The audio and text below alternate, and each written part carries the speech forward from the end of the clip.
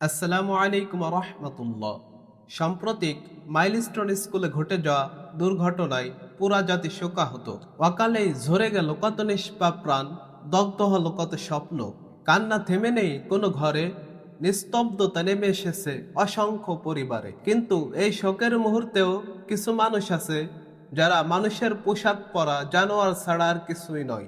একজন বাবা তার বাচ্চাটিকে মাঠে রেখে তার বাচ্চাটির জন্য পানি কিনতে গিয়েছেন।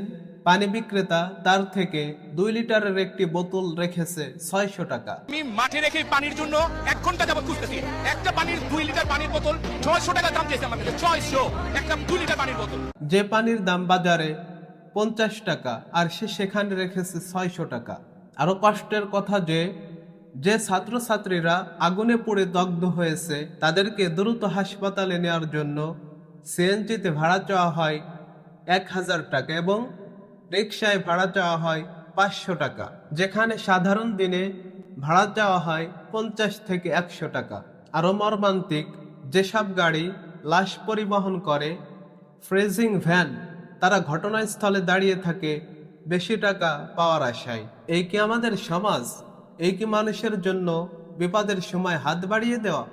এইসব সুবিধাবাদী নির্লজ্জ বিবেকহীন মানুষ কি সত্যিই মানুষ, নাকি মুখোশ পরা জানোয়ার? মানুষ তো বিপদে মানুষের পাশেই দাঁড়ায়, মানুষ তো ব্যথায় কেঁদে সাহায্যের জন্য হাত বাড়ায়। যারা অন্যের সর্বনাশের মধ্যে নিজের লোভ খোঁজে তারা আর যাই হোক মানুষ নয়।